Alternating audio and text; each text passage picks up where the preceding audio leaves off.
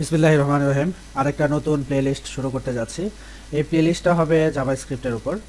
JavaScript কোর্সটা আমি একদম বিগিনার লেভেল থেকে এক্সপার্ট লেভেল পর্যন্ত নিয়ে যাওয়ার চেষ্টা করব। এখানে ফুল একটা কোর্স হবে। আশা করি আপনারা সবাই উপকৃত হবেন। জাভাস্ক্রিপ্ট নিয়ে আসলে বলার কিছু নাই, যারা নতুন তাদের জন্য বলছি। জাভাস্ক্রিপ্টটা হলো মোস্ট পপুলার একটা প্রোগ্রামিং ল্যাঙ্গুয়েজ। এই জাভাস্ক্রিপ্ট প্রোগ্রামিং ল্যাঙ্গুয়েজটা ক্লায়েন্ট বেস প্রোগ্রামিং ল্যাঙ্গুয়েজ। আমরা অনেক প্রোগ্রামিং ল্যাঙ্গুয়েজের নাম শুনেছি, যেমন Java, dot net, C sharp, PHP. এগুলা কিন্তু আপনার সার্ভার সাইড প্রোগ্রামিং ল্যাঙ্গুয়েজ। আর জাভাস্ক্রিপ্টটা হলো ক্লায়েন্ট সাইড প্রোগ্রামিং ল্যাঙ্গুয়েজ। কোনো ধরনের লজিক, কোনো ক্যালকুলেশন, এই কাজগুলো সে ক্লায়েন্ট মেশিনে বসে বসেই করে ফেলে। এর কারণে এটার রেজাল্টটা অতি দ্রুত পাওয়া যায়, এটা অনেক ফাস্টার হয়। আর আরেকটা ব্যাপার আমি বলি, জাভা আর জাভাস্ক্রিপ্ট কিন্তু দুইটা ডিফারেন্ট, মানে ভিন্ন প্রোগ্রামিং ল্যাঙ্গুয়েজ।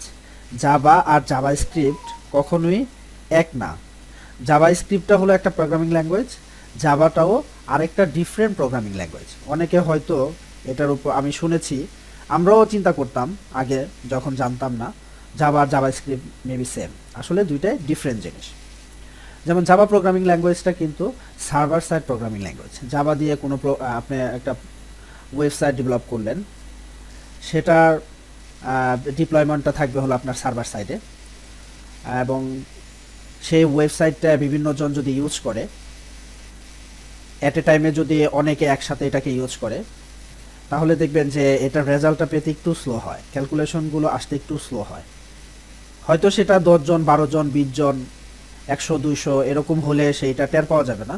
যদি ধরেন 50,000, 1 লাখ হয়, সেই ক্ষেত্রে আমরা দেখতে পারি যে এটার চাপটা অনেক বেড়ে যায়। যেমন একটা এক্সাম্পল, যে আমরা এইচএসসি এবং এসএসসির রেজাল্ট দেখে থাকি। যখন পরীক্ষার রেজাল্ট দেয়, তখন দেখবেন যে রেজাল্ট পাবলিশ হওয়ার পরে ওই ওয়েবসাইট আর বিল করা যায়, ওই ওয়েবসাইট আর প্রপারলি রান হয় না, হ্যাং হয়ে যায়, মানে রেজাল্ট আর আসে না। মানে একদম আপনার মনে হয় যে একদম জ্যাম লেগে গেছে। ঠিক তাই, কারণ ওখানে ওইটা একটা সার্ভারের মধ্যে করা, এবং সেই সার্ভারে অ্যাট এ টাইমে হাজার হাজার লক্ষ লক্ষ মানুষ একসাথে ওই রেজাল্ট পাওয়ার জন্য ক্লিক করে, এবং সার্ভার তো একটাই, তো একটাই এতগুলো রিকোয়েস্ট একসাথে সার্ভ করতে পারে না। এর কারণে হয়তো লেট হয়ে যায়। এটা সার্ভার সাইডের প্রোগ্রামিং ল্যাঙ্গুয়েজের কথা বলতেছি। আর এই কাজগুলো যদি কিছু কিছু ক্যালকুলেশন আপনার ক্লায়েন্ট সাইডে হয়ে যায়, তাহলে কিন্তু দ্রুত রেজাল্টটা পাওয়া যায়। এটার জন্য সার্ভার সাইডে যাবে একটা মাত্র সার্ভার, হাজার হাজার রিকোয়েস্ট একসাথে সার্ভ করতে আপনার তো একটু টাইম লাগবেই। আর কিছু কিছু ক্যালকুলেশন যদি আমরা ক্লায়েন্ট এন্ডেই করে ফেলতে পারি, তাহলে আমাদের ওই অ্যাপ্লিকেশনগুলো একটু ফাস্টার হবে। আর এই কাজগুলোই আপনি জাভাস্ক্রিপ্ট দিয়ে করতে পারবেন। তো এরকম আরও অসংখ্য আপনার এক্সাম্পল এবং উপকারিতা আমি নেক্সটে ওয়ান বাই ওয়ান কাজের মাধ্যমে যখন আমি আপনাদেরকে দেখাবো, তখন আমি আরও ডিটেলসে বলবো। এখন আসেন আমরা একটু দেখে আসি জাভাস্ক্রিপ্টের র্যাঙ্কিংটা কেমন। তার আগে আমি আরেকটু বলে নেই, আপনি যদি জাভাস্ক্রিপ্টে এক্সপার্ট হতে পারেন, বস হতে পারেন, আমি বলবো আপনাকে আর অন্য অন্য প্রোগ্রামিং ল্যাঙ্গুয়েজ শিখলেন কি শিখলেন না এগুলো নিয়ে টেনশন পোহাতে হবে না, জব নিয়েও টেনশন করতে হবে না। হাজার হাজার জব আপনার হাতে এসে ইশারা করবে। জাভা প্রোগ্রামিংটা যদি আপনি ভালো মতো জানেন, দেখবেন আপনার জন্য সব কিছু সহজ হয়ে গেছে। যেমন এখন আমরা মোবাইল অ্যাপ্লিকেশন ডেভেলপ করি রিঅ্যাক্ট নেটিভ দিয়ে। এখন খুবই popular angular JS, node JS, view JS, এগুলো এক একটা হলো ফ্রেমওয়ার্ক, কিন্তু এগুলোর ল্যাঙ্গুয়েজ হলো আপনার জাভাস্ক্রিপ্ট।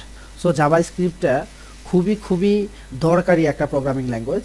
যারা ওয়েব ডেভেলপমেন্টে নিজেদেরকে একটা উচ্চ মাত্রা নিয়ে যেতে চান, তাদেরকে আমি বলবো জাভাস্ক্রিপ্টের উপর আপনাদের ভালো একটা দক্ষতা থাকা লাগবে। এখন চলেন আমরা একটু দেখে আসি জাভাস্ক্রিপ্ট প্রোগ্রামিং ল্যাঙ্গুয়েজের র্যাঙ্কিংটা। এখানে আমি লিখি most popular programming language in the world.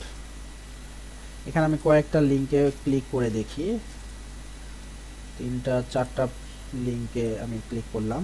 এখানে দেখা যায় 11টা মোস্ট প্রোগ্রামিং ল্যাঙ্গুয়েজের মধ্যে 1 নম্বরে কি আছে? 1 নম্বরে আছে জাভাস্ক্রিপ্ট, 2 নম্বরে আছে পাইথন। আর নিচে আমি গেলাম না, আরেকটা ট্যাব দেখি এখানে কি বলছে। এখানে বলতেছে পাইথন 1 নম্বর পজিশনে আছে, 2 নম্বর পজিশনে আছে হলো জাভাস্ক্রিপ্ট। এবার আরেকটা দেখি, এখানে 1 নাম্বার পজিশনে জাভাস্ক্রিপ্ট, 2 নাম্বারে পাইথন। অনেকে বলতেছে জাভাস্ক্রিপ্ট ফার্স্ট, আবার অনেকে বলতেছে যে পাইথন ফার্স্ট। জাভাস্ক্রিপ্ট এবং পাইথনের মধ্যে ফার্স্ট সেকেন্ডের ব্যাপারটা আছে। সো বোঝাই যাচ্ছে জাভাস্ক্রিপ্টটা কতটা গুরুত্বপূর্ণ। এখান থেকে আপনারা দেখতে পারবেন যে র্যাঙ্কিংটা, যেমন এই যে এখানে PYPL র্যাঙ্কিং সেপ্টেম্বর 2022-এ পাইথনকে 1 নাম্বার ধরা হয়েছে, 2 নাম্বার জাভাকে ধরা হয়েছে, 3 নাম্বার হলো জাভাস্ক্রিপ্টকে।